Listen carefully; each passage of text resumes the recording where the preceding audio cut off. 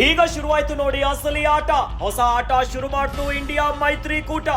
Kharge kale Sharad Pawar play start ಆಗಿದೆ.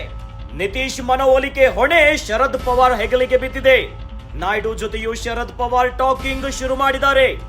ಮೋದಿಗೆ ಸೆಡ್ಡು ಹೊಡೆಯುತ್ತಾ ಖರ್ಗೆ ಪವಾರ್ ಜೋಡಿ ಈಗ ಕೇಂದ್ರದಲ್ಲಿ ಅಧಿಕಾರ ಹಿಡಿಯಲು ಜೋಡೆತ್ತು ಮಾಸ್ಟರ್ ಪ್ಲಾನ್ ಮಾಡ್ತಿದೆ.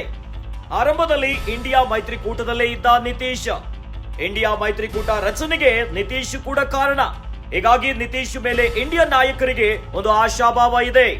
ಲೋಕ ಸಮರದ ಫಲಿತಾಂಶ ಆಟ ಈಗ ಶುರು ಆಗ್ಬಿಟ್ಟಿದೆ. ನಂಬರ್ ಗೇಮ್ ಶುರುವಾಗಿದೆ. ಹೀಗಾಗಿ ಈಗ ಖರ್ಗೆ ಕೇಲ್ ಶುರು ಮಾಡಿದಾರ. ಶರದ್ ಪವಾರ್ ಅವರ ಮೂಲಕ ಹೊಸ ಆಟವನ್ನ ಮಾಡ್ತಿದ್ದಾರ. ನಿತೀಶ್ ಅವರ ಮನವೊಲಿಕೆಯ ಹೊಣೆಯನ್ನ ಶರದ್ ಪವಾರ್ ಅವರ ಹೆಗಲಿಗೆ ಬಿದ್ದಿದೆ. ನಾಯ್ಡು ಜೊತೆಯೂ ಶರದ್ ಪವಾರ್ ಈಗಾಗಲೇ ಮಾತನ್ನ ಶುರು ಮಾಡಿದ್ದಾರೆ.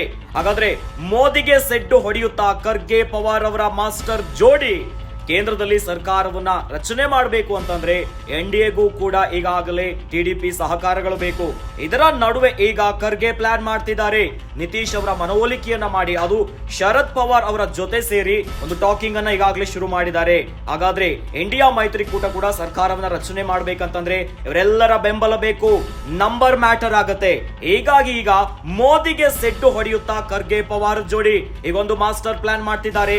ಈಗಾಗಲೇ ಮಾತುಕತೆ ಶುರು ಮಾಡಿದ್ದಾರೆ. ಸರ್ಕಾರವನ್ನ ರಚನೆ ಮಾಡಲಿಕ್ಕೆ ಎಲ್ಲಾ ರೀತಿಯಾದಂತ ಲೆಕ್ಕಾಚಾರದ ಹಾವು ಏಣಿ ಆಟ ಶುರುವಾಗಿದೆ. ಕೇಂದ್ರದಲ್ಲಿ ಅಧಿಕಾರ ಹಿಡಿಯಲು ಜೋಡೆತ್ತುಗಳು ಪ್ಲಾನ್ ಮಾಡ್ತಿದ್ದಾರೆ. ಯಾಕಂದ್ರೆ ಆರಂಭದಲ್ಲಿ ಇಂಡಿಯಾ ಮೈತ್ರಿಕೂಟದಲ್ಲೇ ಇದ್ದವರು ನಿತೀಶ್. ಹೀಗಾಗಿ ಇಂಡಿಯಾ ಮೈತ್ರಿಕೂಟ ರಚನೆಗೆ ನಿತೀಶ್ ಕೂಡ ಕಾರಣ. ಹೀಗಾಗಿ ಇವ್ರ ಮೇಲೆ ಇಂಡಿಯಾ ಮೈತ್ರಿಕೂಟ ನಾಯಕರಿಗೆ ಒಂದ್ ರೀತಿಯಾಗಿ ಆಶಾಭಾವ ಇದೆ.